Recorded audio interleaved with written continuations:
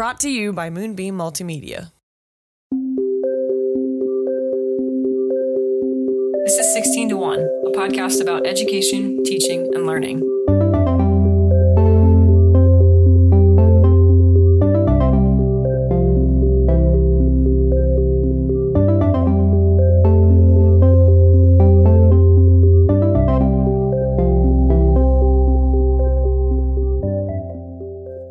Hello! What?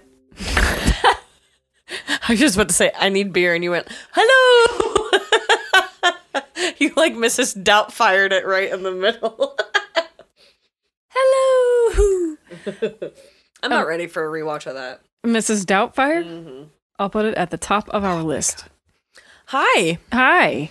You had a long day in a sweaty classroom. Is that why you're drinking the course? Story of my life.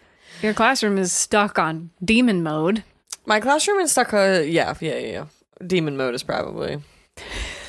That feels accurate. Your classroom is what, 85 degrees or something? It was pushing an air that was like 78 and 77 degrees. And like the room next to me was pushing an air, I think it was like 82.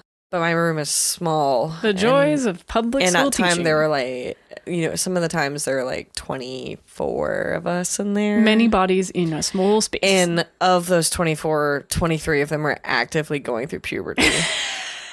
And probably just ate and probably just came from gym class where they haven't showered. Ew. Okay. So What an olfactory experience. I think I'm going to include my Venmo on the bottom of the show notes of this one. I think that's a good idea. And I'm just going to buy like one of those little AC units that like sits under my desk. Mm-hmm. Like the chill zone or whatever those are. Yeah. Have you seen those like the as seen on TV? Personal AC zone. Wow. Well, I'm sorry you're going through that. Leave it to Ohio to start dipping down into the 30s. And my classroom is like, you know what? I bet you want to sweat. I have thoughts about that. All day. I'm going to make sure you're really miserable now that the weather is nice. I bet you'd like to hate it. Let me fix that. How are you? I'm doing well. I've been trying to crush my life into shape. Oh, that feels... Well, I keep talking about the importance of using that calendaring app that I use. Notion? Well, no, that's another important one. Oh, but sorry. that's for notes and stuff. No, the calendar, the cal.com, just the thing that hooks up all my calendar stuff together. I think that my use of the calendaring app has helped me know when I have blocks of my own time to work. So you're like choosing wisely. Yeah, because I'm like, I have 2 hours of time now to work on work. And I don't have any meetings. That's nice. And I can plan my week. I mean, things still pop up, but I can plan when I work in the week much more efficiently. I totally get it. And I can give myself breaks much more efficiently because I just have, I could see it somewhat on my phone, but now I just sit with my calendar open all the time. And it really helps. Yeah. Instead of like a chat app or an email client being open all the time on my second monitor, it's just my calendar. Keep you moving. Yeah. It's been good. No, I get that. I've been working all week to try to make it so that, the Friday was going to be a day where like my kids were kind of doing like student-led learning. You know what I mean? Like they're like directing themselves through these things. And it was because of all of the footwork that I did all week to try to get us there. Yep. So I totally get it. Cause it does take a lot of work to get yourself into these modes where you can kind of either automate your schedule or whatever. Yep. It takes a lot of setup work to get to that point where it runs smoothly. It's probably more work than giving myself time to work. Does that make sense? Yeah. Okay. Sure. Well, it does definitely make sense, yes. Welcome back to another episode of 16 to 1. Yeah. This is 16 to 1. We're a podcast about education, teaching, and learning. If you're listening, thank you so much for joining us. We've been hearing from some of you, and it's been really fun. We have. Yeah. And...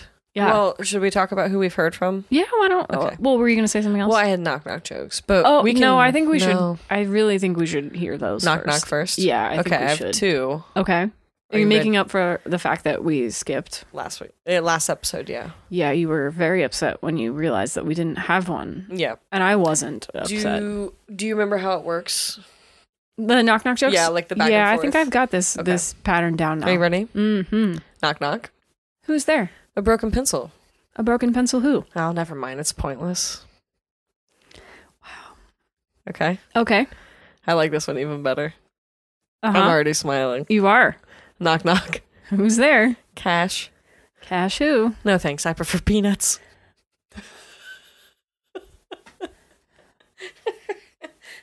So, okay. So for those of you who requested those, you're welcome. Hey. We did have some listener interaction that brought about this knock knock joke. I think a couple of our listeners might only listen for these now. Those folks are very special. Very special. Anyways. Yeah. Other people we've heard from. Yeah, we've heard from some fun folks. We got a message from Patrick in Western Australia. Yes. Who is actually kind of coming into teaching by way of just life happening. And he wrote us the nicest email about somehow this has been eye-opening for him to listen to us. Yeah. Which I read and I was like, ooh. And then I was like, oh. But his email... Can you believe people actually listen to us? Yeah. Can you believe it? But he's in the process of completing his education degree, the licensing, all of that. He shared that he was excited to do student teaching next year. And he said that in what he wants to teach English and history. It's actually not as well represented by males where he's going to be teaching. So he's excited because those faculties are normally females. Yeah, he was saying he wanted to be able to be a role model for people who might not have. Patrick, you already are. Yeah. Because you've set out knowing you will very likely be alone in some of those places. Mm-hmm. And we just hope it goes well for you, and we're excited to hear about it. So yeah. And so one of the reasons we're bringing this up, Patrick was asking about maybe some things that we might be able to share for people who are aspiring to be teachers or who are looking to become teachers. And we are actually going to do something in response to that, which is schedule a couple of mini episodes when we normally publish. We normally do not publish episodes over the holiday breaks. We're going to publish a couple of really short episodes where each of us just takes a look at maybe like one big piece of advice or a couple pieces of advice or something. We haven't figured it out yet, but just little holiday reflections. We're going to share those with you during our normal break weeks. So look for those. One of the things that he mentioned was just suggestions for future teachers. So we're going to kind of take that and spin it into a little bit of what we've learned, the warnings, all of it. So yeah. I'm excited, and Patrick, thanks. That was really fun to read. That totally made our day. So, yes, it totally did. We also heard from Lindsay, who wrote another aspiring educator, who asked an English teacher and a great books major for book recommendations. I have been waiting for someone to be like, tell me some books. Yes. Do you know how excited I was to create a list for her? We had too much fun compiling our list. Yeah. And it was very fun. So thanks for writing in. We love hearing from you all. If you have any suggestions, questions, topics for the show, anything you want to hear from us, please do go ahead and write in. Hello. More knock-knock jokes. More knock-knock jokes that Kate will or maybe won't read, depending on how much It's actually more a matter of if you actually edit them into the pod. Because once I walk out of this, once I'm done recording, I'm done for a while. Yeah. Until it gets published. I'm not too sure what makes it. True. So. I have the power to include or exclude the knock-knock jokes, so we'll see if they make them in. But yes. Patrick and Lindsay, thank you. That was so much fun. It's so rewarding to hear from people. Yeah. Hello at 16to1.com. We love hearing from you. We would love to know what you're up to. We would love to hear about your plans to either enter the teaching workforce or leave the teaching workforce or just whatever it is. We love hearing from you. Implode it. or blow it up on the inside or reinvent it or whatever it is. Yeah. So we wanted to cover those holiday plans because like I said, we usually don't have episodes Thanksgiving and Christmas weeks for us. But this year we're going to release short ones then. So keep a lookout for those. We also have a bit of an update from the student debt episode because we don't tend to cover current events because of the fact that we just don't have a lot of research manpower between the two of us, just the two of us. Well, also, the rate that we release isn't super, convenient for news. Also true. Once every 2 weeks is not ideal for a news cycle unless it's like the Pony Express. Right. So that's true. So we did do an evolving story on student debt. There are some things in the Biden debt relief plan that are either changing or have been dropped completely, or that makes it less... These things make them slightly less useful to loan borrowers. The changes that are happening, they're either being back channeled, dropped out of the debt relief proposal, or people, there are Republicans in Congress that are challenging parts of the Biden debt relief proposal. So I don't think we even still have the final picture of what it's going to look like when it finally reaches loan borrowers. But I guess we just did want to note that if you happen to listen to that episode, we had an update and that things have evolved since then and are continuing to evolve. So just keep an eye out on that story. Okay, are you ready to dive into this week? What are we talking about this week? How did we get this topic? Where did I find this? Well, you were in a professional development meeting and you sent it to me. You're right. And said we have to talk about this. You're right, I was. Because it caught your attention so much. So I was in a professional development meeting. Yeah. I'm just gonna completely take that I'm pretty back. sure that's what happened. That sounds accurate. Well, it was so interesting to you that you sent it to me and you were like, we have to look at this. I actually, maybe I shouldn't tell you this. I kind of flush things out through you first. When I'm like, oh, I wonder if this is interesting, I send it to you, and then I gauge your interest, and then I decide if it's worth my time. Oh. Well, that's very kind. I am honored. You're like I'm the filter. You're the filter. I'm honored. Like, I don't know. I'm honored like, and pleased to be your filter. Well, and because your mind of the podcast is, I really do sit down and talk. Like, I like to run these things through you because you have the mind to like sort of form it into like the product. My brain thinks in terms of the architecture of an episode. And I'm just like, I'd love to drink beer and talk for a while on a hot mic. That sounds great. Which I love to have you do, but you are selling yourself short. You are. So anyway, I came across inquiry-based learning. You did. And told Chelsea about it. And that's how we got here. Yeah. I'm so proud of myself. Inquiry-based learning. And I've definitely heard of this, and it is a buzzword and term. Yeah. And I'm sure everybody's heard of this if you're teaching it in modern public school settings in this country, at least. But yeah, what is it? Here it is. First of all, how did this come up exactly in the professional development session? Oh, we were in gifted training. Aha. And we got a whole list of links. And I was like, oh, what's this? Because I love project-based learning, PBL. And of course, this is inquiry-based learning, which sounded similar enough for me to be like, I wonder. Like I said, my school has like changed how we do our professional development, so the calendar's a little wonky still for me, like to remember what meeting I did what in. Yeah, you've been in a lot of PD recently. Yeah, it's been a recent PD. It wasn't the topic, like that isn't what we were being taught. It was just a product of, a byproduct of rather, of how to help support students. So this is what it is. Yeah. And I sent it to you also to see if you'd heard of it in the terms of like, have you actually done this kind of learning? Yeah, I definitely have heard of this one, even more than project-based learning, but that probably is because of my particular background. Yeah, I would agree, because project-based learning got really popular in like 2013. That was like huge then. So we were kind of off when I was in grad school, it was the only thing people were talking about. Yeah. So inquiry-based learning is teaching while triggering a curiosity or an interest of a learner. So teaching is what this is. Oh, I guess we're done. Every time we do one of these shows that's on like a methodological approach to education or like a, just a manner of teaching, PBL, IBL, all these acronyms, it's really just like teaching. Yeah. Turns out. It's just another acronym for teaching. Anyway, go ahead. Well, I also put in parentheses, this isn't easy. So, okay.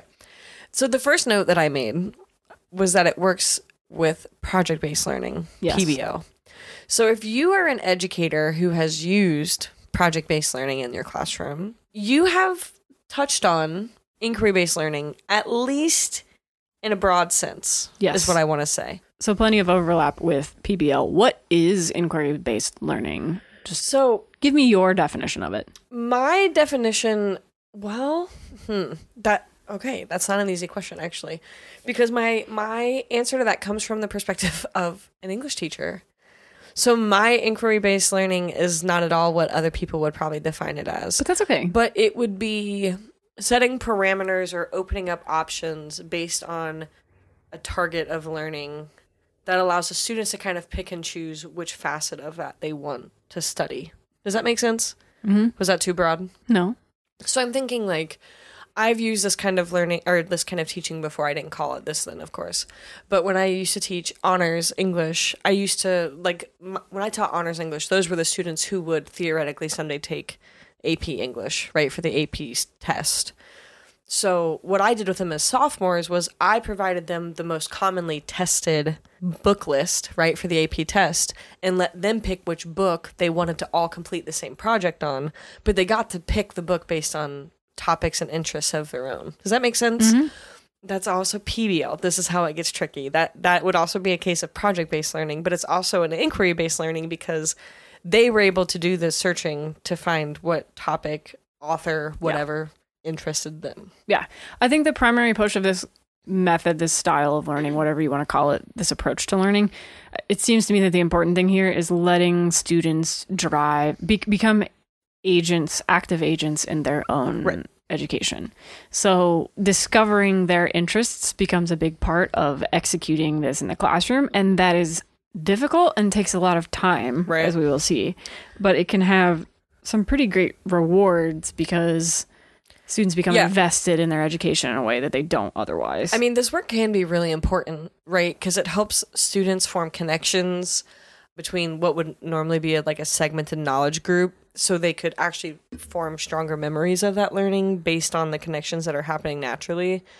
It gives them ownership and responsibility, differentiation. Look at all the words we're throwing in. This, like, the vocabulary of this episode is off the charts because we're just like hitting all of the ones. All of the buzzwords are going to hear. Well, guess what? It's self-directed. We love that. What it also does is it helps them learn the value of asking really strong, worthy questions. And we talked about this actually in the Holocaust episode, where like coming up with a simple answer isn't actually helpful. And this kind of learning prevents that. Yeah. Because it eliminates that from the options, basically. I think most, especially young learning, a lot of times for students becomes associated with finding the right answers rather than finding 100%. The good questions. Yes. And it makes sense why we get there. My kids are so motivated by the correct answer. The correct answer it becomes the primary motivating factor for a lot of students. To the extent that we can, we should try to subvert that and try to say, but it would be even cooler if you could find out how to ask a really good question and then pursue it. Mm-hmm. That's the art. The art of asking a really good question is a lost art. It's difficult. So all of this kind of just sounds like ed speak, which I would probably have to agree with you. Yeah, it is. But I found a really interesting chart from the University of Manchester, and I'll include it in the show notes for you. They call it EBL because they're fancy. They have enquiry. Anyways, so I suppose if you're on that side of the pond, it could be EBL but for us Americans over here, we use the IBL. But so the University of Manchester broke it down into 3 kind of categories. Inquiry-based learning. Yeah. Okay. And so they basically said that there's a section that would be considered problem-based learning, which are explorations of scenario-driven learning experiences. And then the second option of 3 is a small-scale investigation. So that's like a fieldwork or a case study that's been adapted to fit whatever the discipline is. And then the third option is basically PBL. It's projects and research. So a research-based approach to a project or a process, whatever that might look like. And I think that's a really accurate way to break it up, because I think probably anything that is taught could fall into something like that, right? Like I think those categories, those 3, are probably wide enough that any teacher, math, science, arts, like anyone, I think, could fall into there. So I actually liked how they broke it down because it allowed for different levels of learning, but also it provided so many approaches to teaching it that it's like a one-stop shop. Yeah, so like you were saying, a lot of this is just a repackaging of best practices for educators. So if it sounds like that to you, you're probably right. It really is just like how to do teaching good. Like good teacher. Good teachering. Yeah. But it is nice to be able to formalize approaches and to communicate to people what works and what doesn't. So I do find this way of talking about education useful, even though it kind of seems like, well, duh, when you get down into the nitty-gritty elements of what these things mean. Well, seriously, if you just okay, so let's go with the characteristics. So this is from that same University of Manchester model. They describe it: learning is essentially student-centered with an emphasis on group work and use of library, web, and other information resources. So again, student-centered learning, that's just another way of saying education. I mean, honestly. Okay. If you're doing it right. What anyway, else? Lectures become facilitators, providing encouragement and support to enable students to take responsibility for what and how they learn. Students reach a point where they are not simply investigating questions posed by others, but can formulate their own research topics and convert that research into useful knowledge. So that's what we were just talking about. I think that's asking the good questions. And then finally, students gain not only a deeper understanding of the subject matter, but also the knowledge development and leadership skills required for tackling complex problems that occur in the real world. Mm-hmm. Woof! Yeah. But all of that is really, I mean, they're trying to crystallize it, distill it down into an approach to learning, but this is really just an approach to good education. Yeah. I think there's a lot of scaffolding that takes place for this kind of learning to occur. Scaffolding. That's such an education word. What does that actually mean to teachers? Scaffolding is the work that you do to establish a student's confidence and their understanding of learning without you holding them up there. Yeah. So, like, for example, like, scaffolding in my classroom can be a lot of things, but it's kind of the knowledge that after we've done a similar kind of assignment a couple, 3 times, you know what I expect. So most recently, I've been teaching, this is something I didn't think about before, teaching students how to annotate. Do you remember being taught how to annotate, like, literature? Take notes? Like in the margins, like important thoughts, motivators, summaries, you know what I mean? Like, I don't think were you taught how to annotate? Well, here's the thing. You're actually taught not to in one way, in that... Like to not write in books. Yeah. Because you're taught not to write in books, because you're... Especially when you're a younger learner. Oh, yeah, because they just scribble things. Well, sure, but what I'm saying is, that's like the first thing that you learn about. You're like, don't write in books. Mm-hmm. But when I went to college, it became very important for me to try to buy as many books as I could rather than check them out from the library, because I learn so much better when I can write in books, when I can annotate. Right, but...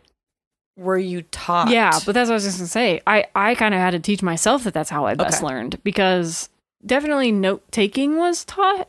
Like the fact that we should take notes in a journal, but like how to do that, how to structure it to retain knowledge better, no. So for my students, I'm kind of talking about annotating as a form of active listening. Yeah. Also. No, that part is what I'm saying was not ever. It would be like, take notes on this so you don't fail the quiz. Well... But, I'm teaching Caesar, which I have taught now a million times. Mm-hmm.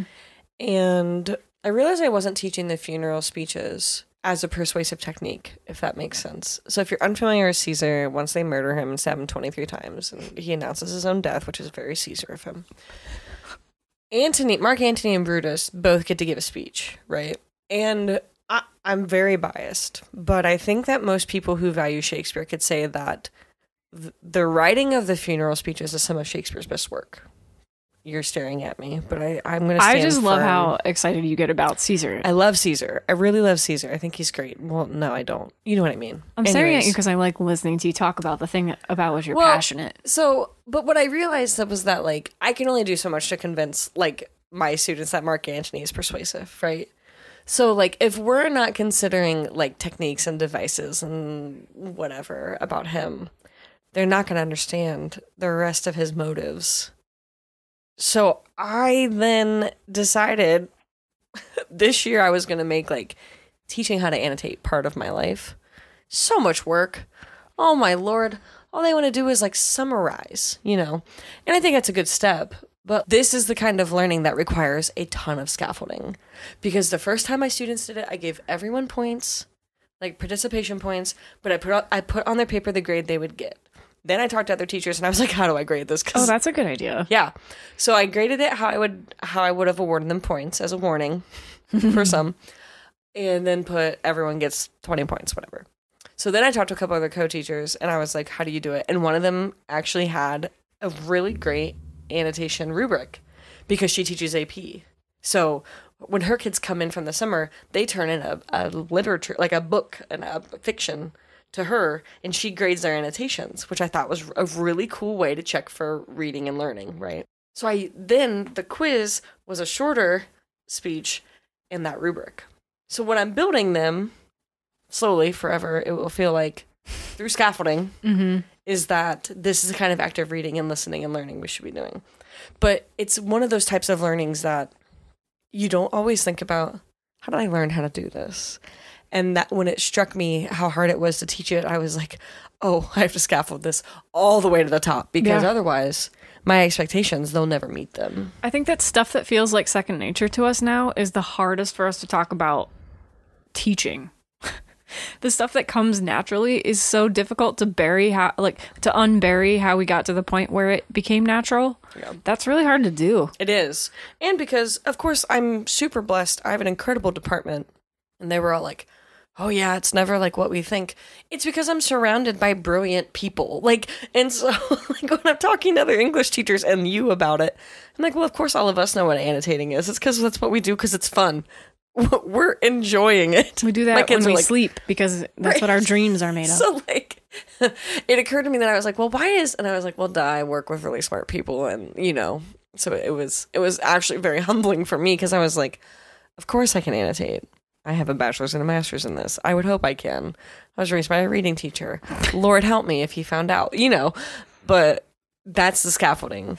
Scaffolding is all the little parts and pieces that make up the independence to actually complete something. I got you.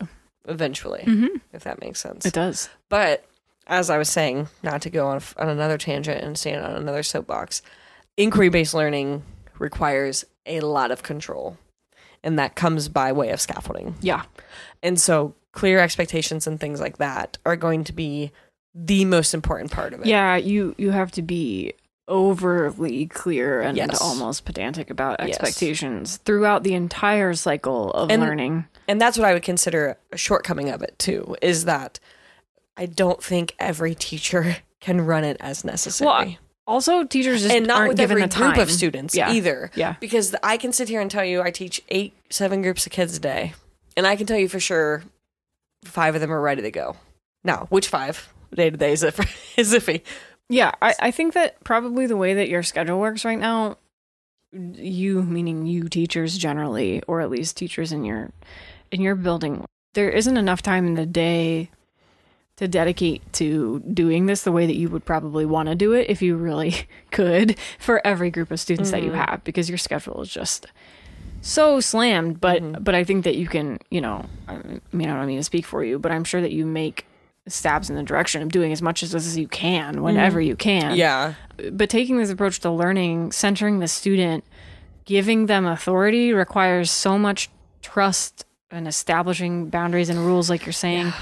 It is really a lot of work, but it is the work that we should be doing with students. Yeah. To the extent that we can. So let's just talk about if we wanted to implement inquiry-based learning. I want you to take the lead on this one because you are around peers who do this stuff day in, day out. So can you just tell us, across a couple of different subject matters, your peers, how does this get implemented in school? It looks like so many things, which is beautiful. That's what's so fun, right? Okay, so some things that inquiry-based learning can look like.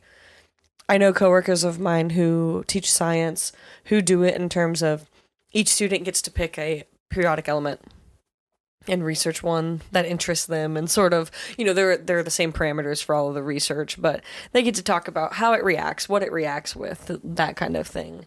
The teacher who teaches zoology, they have an animal of the week, so students have a little bit of creativity and that kind of stuff. History, one of my coworkers always does a decades project, and so the kids get to dress up. That's and fun. Research the state of the world at the time, and what factors politically and economically or whatever. I wanted to just throw in one from history from my high school experience, if you don't mind. Yeah, I did a project like this it was a philosophy or religion class. In high school? Yeah. Okay. It was a temporary thing. I think they only maybe offered it the 1 year that I did. And you broke it? We might have broken it, but it was really fun. But we learned about, among other things, Eastern religions, and there was a thing, we did a unit on 5 major Eastern religions or something, but we were able to choose topics to do a final project on, and we made a music video about the cycle of fun. Dharma, and we recorded, we dressed up and recorded something that would probably be hideously offensive now if I were to go back and look at it, but let's hope it doesn't come back out. No, I just mean because it was bad. Yeah. But also probably embarrassing for other reasons. But but no, that was one of the examples that I had in mind for sure, that I remembered getting to pick, and I remember being so excited about it because we had basically full creative control over how we chose to do that project, how we chose to earn our grade. We were in the driver's seat for it, so it was obviously a lot of fun. So that would be. Yeah. So I already gave my example, one of my examples for English, obviously how I've used it.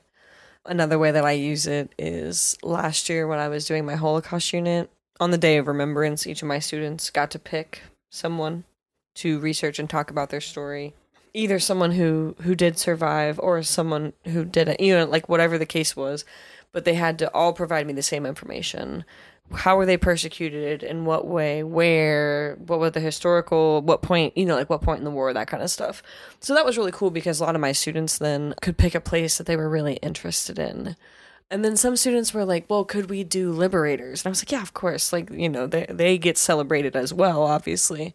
It's based on inquiry. It's based on their interest in something that would fall into the parts of the Holocaust. One other that I do is I do a college or career research project. And so that allows students to tell me about how they're going to achieve their goals, either by going to college or in what college and what they, what that will look like, or by telling me about their path into whatever's next. And so that's really fun because it rewards them with, I have plenty of students who go into it saying, I have no idea what I want to do. And that's okay too. But for my students who come into it like, I cannot wait to go to Ohio State ATI. I want to do equine. I want to do this. And they get to tell me all about it. And they think that's fun. So it's, like I said, if it's done right, it's great. Yeah, people are interested. But it's a very slippery slope to get there. Well, but I mean, like, all of us should know that, like, in some important fundamental way, we're all a little bit vain. Like, we like to talk about ourselves. Yeah, we do. We like to talk about the things that we're interested in, and we like it when other people take an interest in those things. We're all seeking to be recognized by our peers and our friends and our community. We're all seeking to feel like the stuff that we care about is valid and interesting. So to the extent that we can do that for students, we absolutely should, because it's not that hard, and the gains to be made are astronomical. Yeah. So, I mean, I shouldn't say it's not that hard. What I meant is it's not that hard to treat somebody like what they have to say is interesting. Oh, yeah. It is hard to do inquiry-based learning. Yeah. Right. And then, like, we're only doing core subjects, so sorry to all of my electives. You're very important. We value you. We love you. Mm-hmm. But for math, I know of teachers who have done work that is like, pick a career and then kind of dissect what kind of math might occur in those classes. You know what I mean? Something like that. Or I have another teacher that I work with who, one of the ways that he teaches math is he'll create projects out of inquiry-based learning ideals that are like, you're going to open a restaurant. You get to pick what kind of restaurant. You have to outfit it for this much. Anticipate a weekly, all of these things. So it's kind of cool because when I was working with students last year who were doing it, I had like a group who was like, I'm gonna have a Mexican restaurant, and I had kids over there who like, how to, whatever. So it was kind of fun because it was the same project, but they kind of got their own interests. And like the one group was like very concerned they couldn't afford a mariachi band, and like we like truly could not work it out in their budget. Like I tried, but like I just don't think a mariachi band was an option. Wasn't in the cards. And they were basically like, well, I don't know if I want a Mexican restaurant now. Like it was so we're gonna change our business model now. We're basically like, well, I don't want to sell Mexican food. But that's just I asked one of our friends about the math teacher about this, and she was saying that probabilities are always a good thing to teach with inquiry-based learning, because you can give kids like some dice or some whatever, and they start figuring stuff out. Like you start flipping a coin or rolling dice, you very quickly figure out how probabilities work. That's true. And she was also talking about power rules and stuff with calculus and how they come up with it. But basically you start from one point and come up with it by working through the math. That's cool. I think it's probably we were actually having a conversation about how difficult this can be in mathematics because, and I was telling her this is true from my own experience, we don't have a good grasp of the fundamentals, and by we I mean products of the American educational system do not have a good grasp of the fundamentals of mathematics very, very often, unless we're pretty lucky. So when I got to college, mathematics was one of the things that I studied, but we did it by going literally all the way back to like some of the beginnings and looking at like Euclid's elements and building squares from was y theorems. Equals mx plus b in there? No, that came a little later. No. That came a little later, but we did use it. But no, I mean, well, we do things like how do you intersect lines with circles, like that kind of stuff. So we started from the actual like building blocks of spatial geometry. Truly went all the way back to but that. the thing is that doing that opened up for me a whole new world of mathematics and made math interesting for me because it wasn't before then. Which is so cool. Because I definitely could like add and subtract and multiply, but what I was asked to do prior to going to college was to become a human calculator and execute on equations and solve them. When I got to college, I became an explorer of mathematics, and it was just so anyway, to the extent that we can work that stuff in, and that wasn't a criticism of anybody in the education system. It's very difficult to teach this stuff, but these ways of engaging and learning, the more groundwork, like scaffolding, like you're talking about, the more groundwork you have to lay, the more maybe bad habits you have to undo, the more difficult and time consuming this kind of approach to learning can become. So it is an incredible burden on teachers to do this and do it well, but it's very important work. Well, and the other thing I just want to mention is that the woman that you were talking to is one of the most incredible teachers I've ever seen in a classroom ever. And so, you know, she's someone that I look to that I'm like, oh gosh, I wish things ran like they did for her.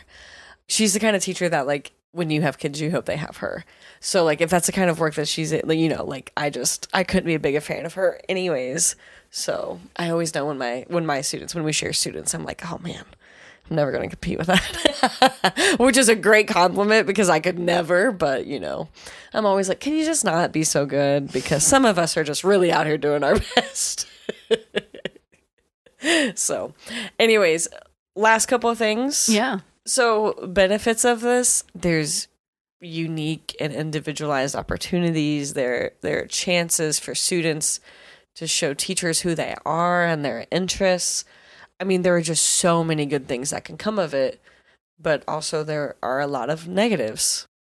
If students aren't invested, that's very hard to make up. They have to have a buy-in, and if you can't create that, you're not going to get much out of it.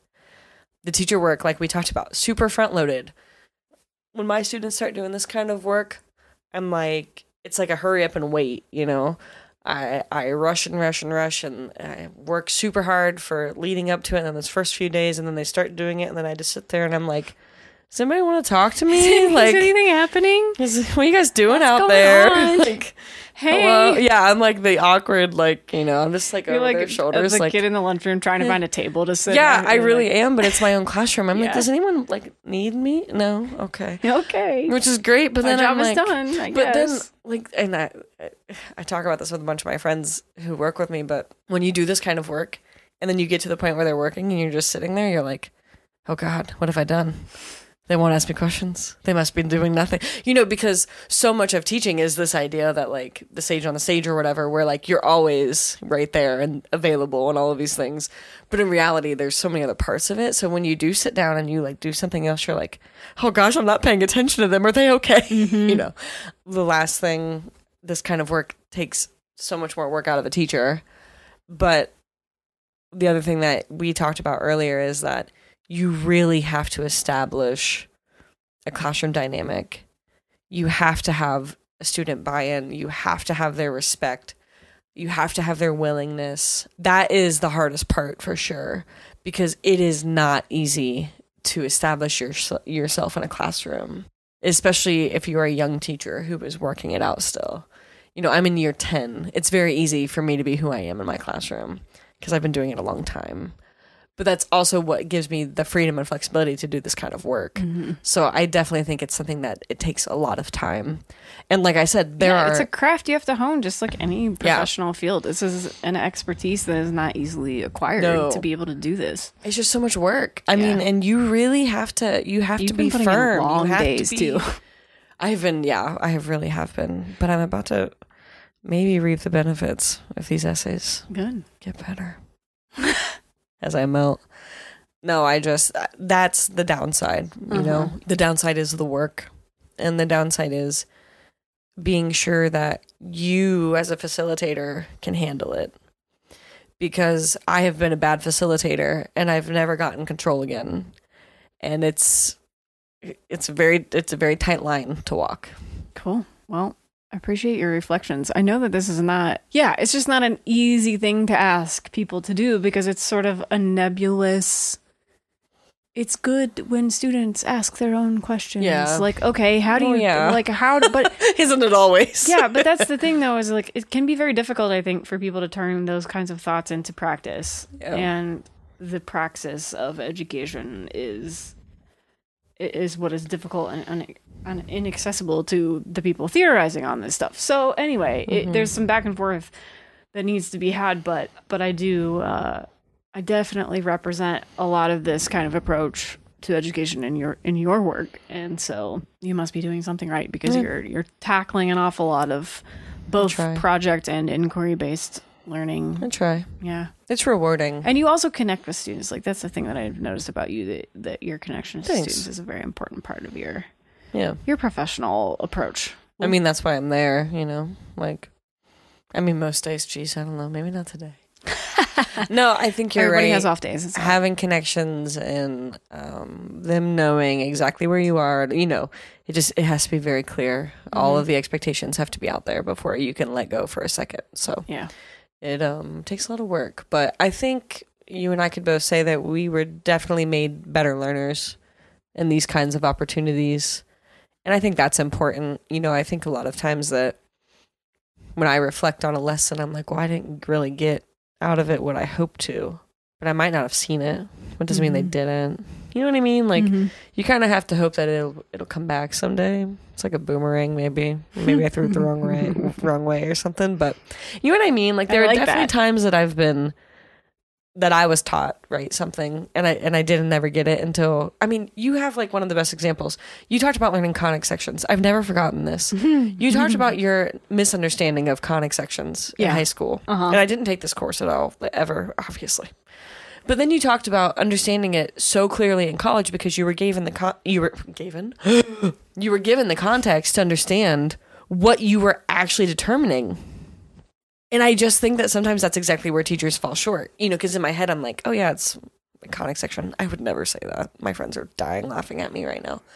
But I don't always think big picture. And for you were like, oh, my gosh, you know, and I'm telling your story now. I've never encountered the word conic. Yeah. No, I just like conic as an adjective did not correspond to cone, noun in my head. Like, I don't know why. Like my head. Listen, when you're in some, like, when you're just sitting there in some class that is very scary and the teacher's scary and everybody's scared because the grade's really important and you're a little brown noser and all you care about is getting A's. When that's the context in which you're existing, you don't always ask the dumb questions or what seemed like the dumb questions at the time. And the dumb question for me was, what's a conic? What's conic mean? And it means of or pertaining to cones. And then you found out. Yeah, and then it was so helpful. But the relationship between the 3D geometrical object, the cone, and a parabola, which is a 2D representation of a slice of a cone that you can put in terms of an equation. The fact that that's what we were just doing the whole time was never explained. We just got sets of parabolas and we're like, do this. Memorize these equations. And it's not that my teacher wasn't good because I did learn how to do calculus pretty decently in high school. But it's just like that very basic thing of like, this is a word that's a little unfamiliar. Yep. And nobody in your classroom would have had any occasion to encounter it before now. Perhaps you should just pause. And maybe I'm just exceedingly dumb. No. Because can I give you one more example? Yeah. So my seniors, I teach a composition course through a local university. And we're starting our second essay, which is going to be research based. And so it's a classification essay. So tearing apart the parts of a whole. So I have my students complete an annotated bibliography for all of our research-based essays, right? So this whole time, in my head, I was like, gosh, isn't this great to do an annotated bib because they're just doing the research and preparing for the writing? And then as they started asking me questions, I was like, this annotated bibliography should be helpful to you. Your summary and your assessment of a source is what you should go back and look at when you start writing. They're like, oh, it's not for you. And I was like, I don't care. Yeah, but that's what that's the problem. It's not for you. That's what students get used to. That's what they expect. Right. That they're doing the work for the teacher. Right. And to an extent they are, right? Because I require it and whatever. But when somebody said that, I was like, wait, everybody don't do anything else ever again. Just listen. I literally had to like stop the class because like I felt like my brain shifted. There were a few moments where I'm like, oh, we are nowhere near each other. That was one of those moments because I was like, these sweet angels think that I care.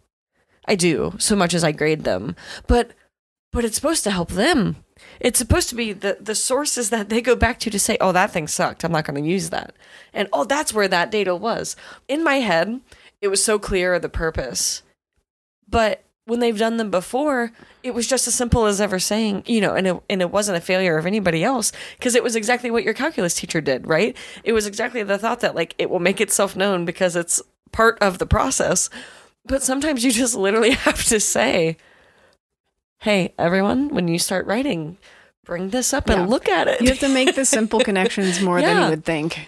But for me, I was like, oh. I should have just gone and looked up the word, but I just assumed it was a word that meant this class of equations that we were solving. And I didn't think it meant anything more than that. So I was just like, okay, conic sections is just like, I'm working on a bunch of parabola equations. That's what this means. Yeah. And nobody ever was like, well, I just love that story so much because it's so clear. I know. I just love it. But that was I'm like still frustrated about it. That was my kids with an annotated bibliography. Yeah. Because they were like, oh, it's for us? Well, I would totally change what I say. I'm like, yes. Yes. That's the point. Yes. I want you to get any use out of it because I'm not writing your essay. I know you think I am, but I am not. So I don't care. So, anyways. Okay, well, that was me being like, yeah, this isn't my grade. I already got that. I'm not grade. The one taking the course. I'm good. I'm teaching the course. You're taking done with the course. Grades. Yeah. I just give them. Yeah.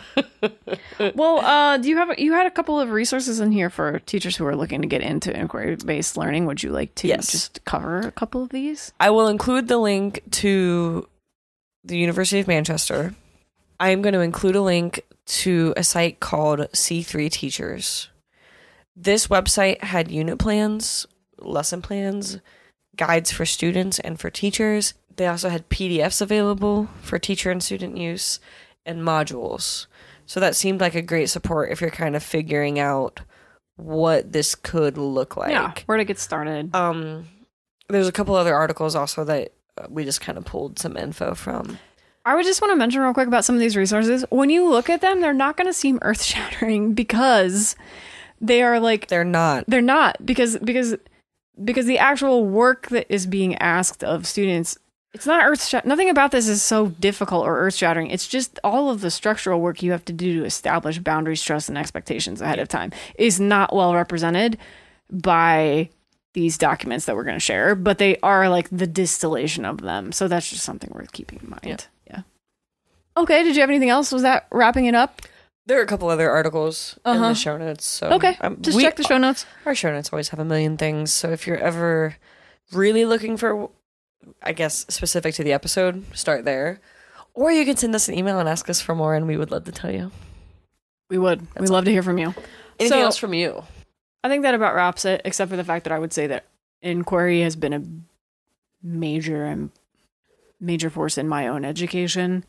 Going to college where I did, all of the classes took place in conversational style around a seminar table, and everyone had, was supposed to have read before class, and then we would work through things together in class. And basically the entire point of the education was to work on coming to your own important questions.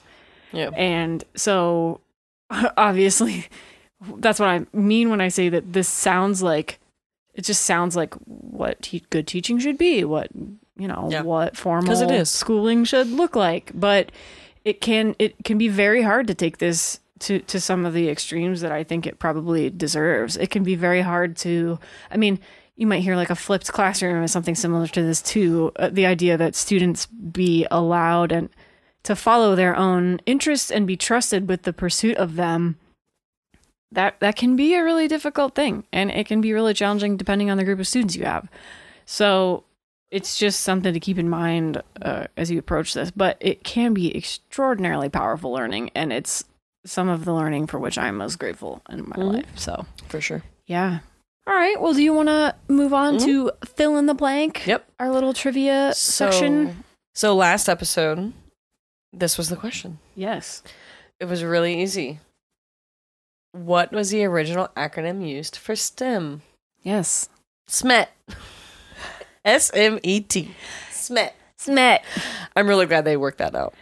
Because SMET sounds like I already have a sinus infection. STEM is like really not all of that great of an acronym. It's much better than SMET. It's much, much improved over SMET. Yeah. And it sounds a little too close to smut, too, which is the other thing about it that's not great. But yes, SMET. Much less appealing. S-M-E-T. That was the original acronym. Yeah. Teachers do love acronyms. Okay. You have one for this episode? I do. Okay. This episode's question: what mathematical theorem does Socrates ask the slave boy to perform in the Platonic dialogue Meno? You didn't put the answer. I don't know. I didn't because it's in my head. Because you will ruin it and read it aloud. If I put it on the notes, as you have been wont to do.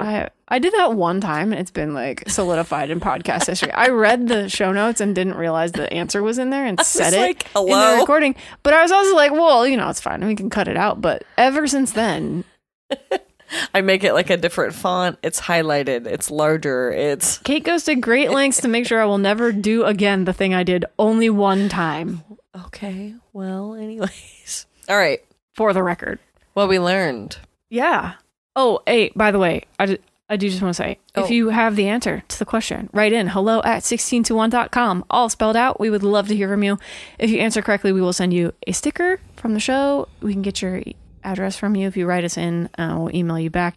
I want to buy new stickers. Oh, you want to order some new stickers? I want something else, yeah. So make me get rid of these because I can't reasonably buy more when we have so many. Yeah, we need to get rid of some stickers. So if you've got the answer to the question, write in. Even if you don't have the answer to the question, write in. We would love to hear from you. We gotta get back in touch with our listeners who wrote in and send them stickers from this week. We gotta figure out how to do that. I've never tried to send anything to Western Australia. I was just gonna say, can I get it there? I don't know. We're gonna try. We'll call Pestily. One of our favorite streamers from Australia. Lindsay, also, we can send her some. Yeah. The other person who wrote in.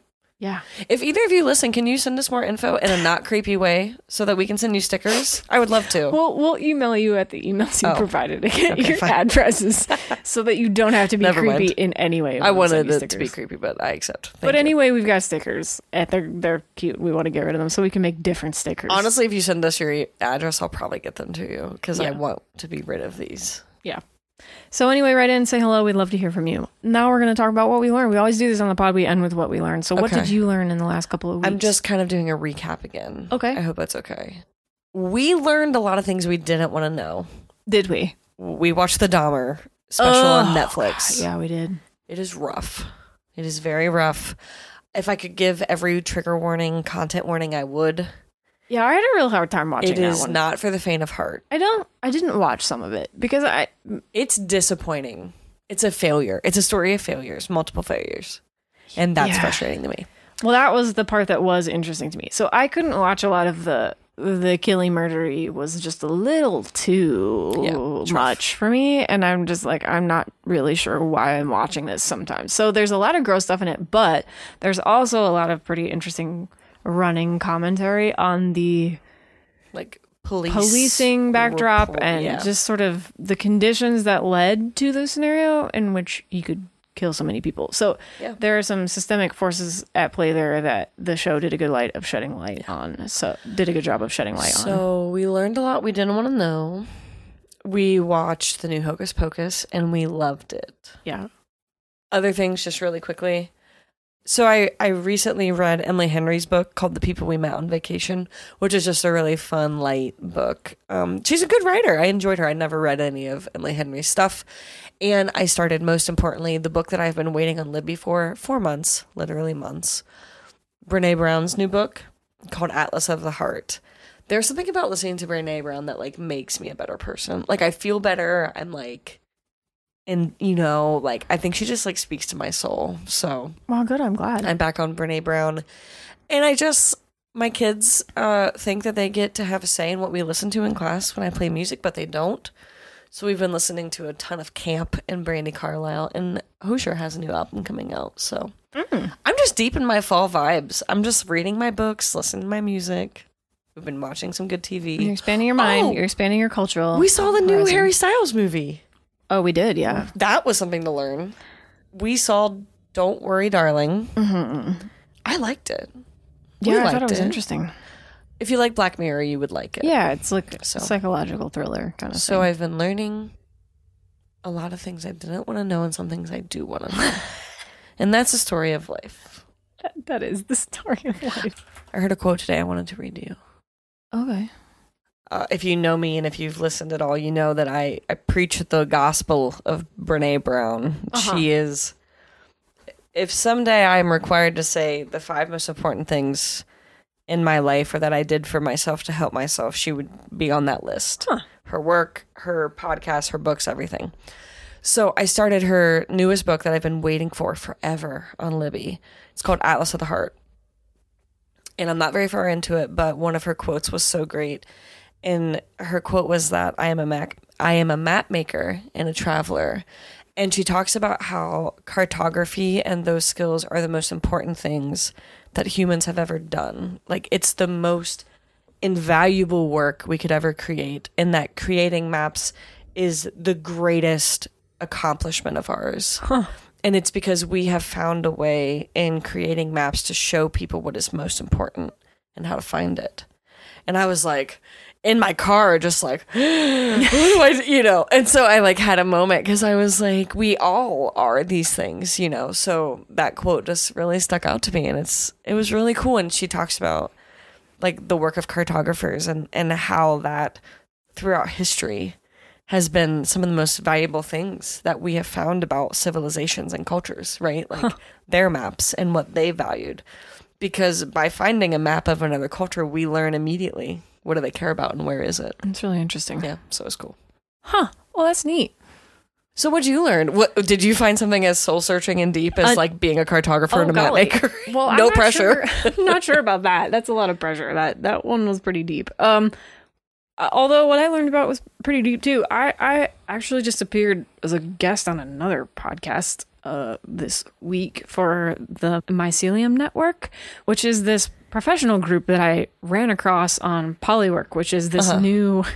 I keep talking about it with you because I find it really fascinating, but it's a LinkedIn alternative, kind of. They position it like technology or something? The idea is for it to be for anybody. Is the kind of... Okay. But they're like LinkedIn, but for people who don't just do one thing.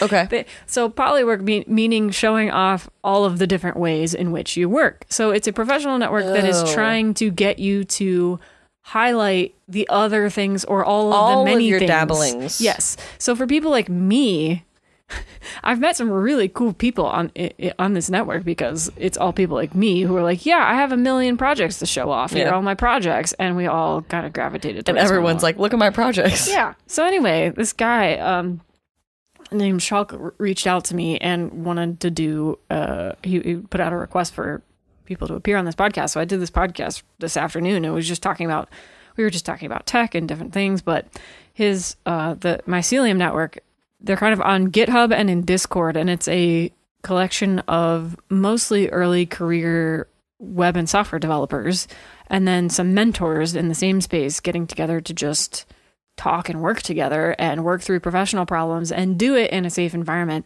So anyway, yeah, what I learned about was his group and his network and his work, and it's kind of cool. I think I'm going to go. The podcast that he runs, it sounds like he's got some interesting episodes on Mycelium Network podcast. So go check it out. That's what I learned about. Hear yours. Yeah, I'm excited to connect with some of the people in this group and get going with it because it looks like it's going to be a good resource, or it's going to be a good place for me to just connect with other people who can either help me or I could help them with their career development. So looking forward to it. Yeah. I think that about wraps it for the week. Any parting thoughts? No, just, take care of yourselves. Yes, as always, do take care of yourself. Find a minute, treat yourself. Listen to Brene Brown, if you really need a minute. But no, I love fall. This is my time to shine. It is a very good time of year. I do love fall. Get out in the weather, enjoy yourself, and we'll see you in 2 weeks. We'll see you in 2 weeks. Bye. Goodbye.